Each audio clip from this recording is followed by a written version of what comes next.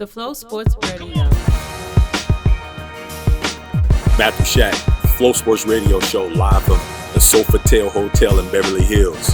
You know what I'm saying? We're out here getting it live, hitting the road to give you some great sports talk, great sports analogies and situations that are going on right now in football, basketball, and especially with the onslaught of baseball coming in right now, man. So we ain't going to, take too much more opportunities to self-ingratiate. We're going to get right down to the nuts and berries.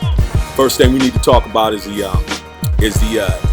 NCAA basketball tournament, March Madness. We had some major upsets. South Carolina Gamecocks took out the Duke Blue Devils in a shocking fashion, man. That game was amazing. The Gamecocks go ahead and score 65 points in the second half to go ahead and dismantle the potent offense of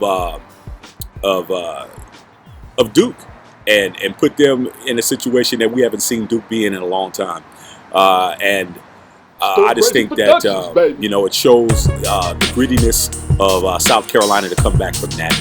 Then you had Lonzo Ball from UCLA. They went ahead and took care of their business, even though he got hurt in the first half. But Lonzo came back and did what he needed to do, man. He's looking like he's going to be the first pick of the draft. And LeVar Ball might not be too crazy because he's giving his son all this recognition and all this attention. And Lonzo's living up to it so far. So, it's good to have a good dad, man. That's going to go to bat for you like that. You know what I'm saying?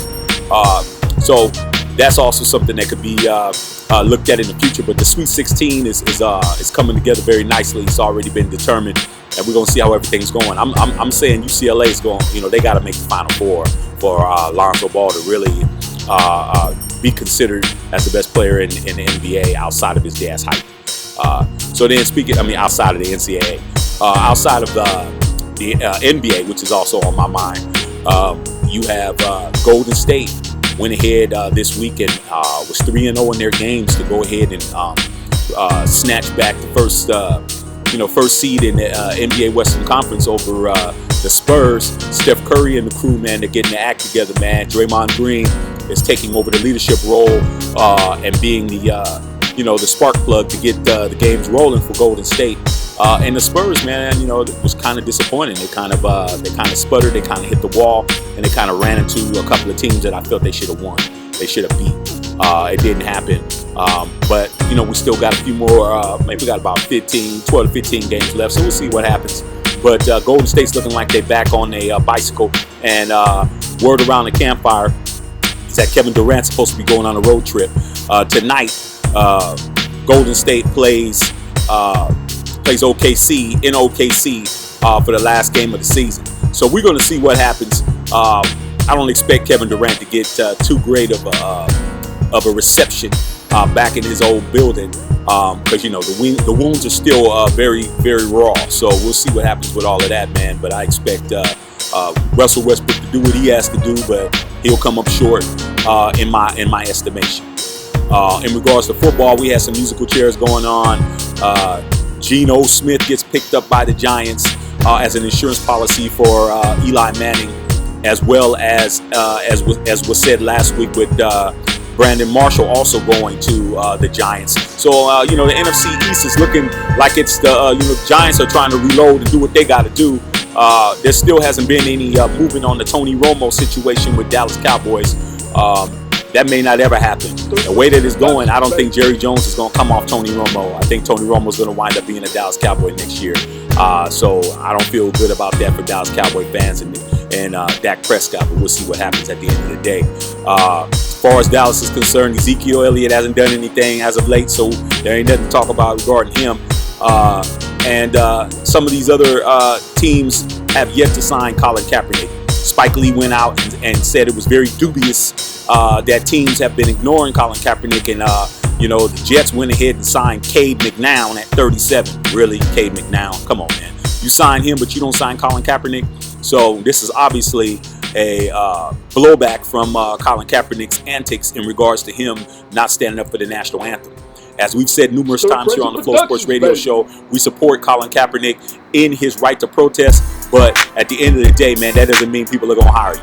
You know what I'm saying? You could be right and still not have a job. So it is what it is.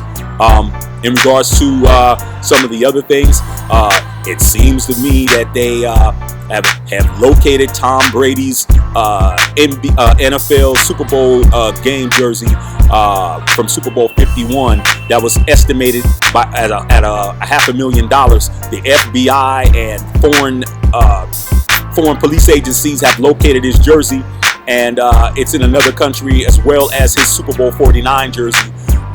They were both recovered.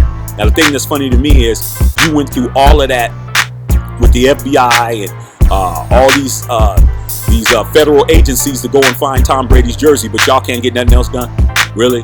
I guess being President Trump's boy does come in handy, but I see that there was more effort put into trying to find Tom Brady's jersey than it was a lot of these atrocities and things that are happening here stateside with a plethora of issues in regards to race, discrimination, and police brutality and other things.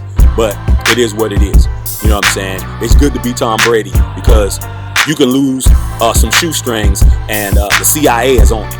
So it is what it is, but we all know what time it is. And that's it. Flow Sports Radio Show. Doing what we do on location here in Beverly Hills and handling our damn business. But until then, game on. Game on. Stir Crazy Productions, baby. Man, my grandmama gave me that chain. What chain? Yeah, what chain?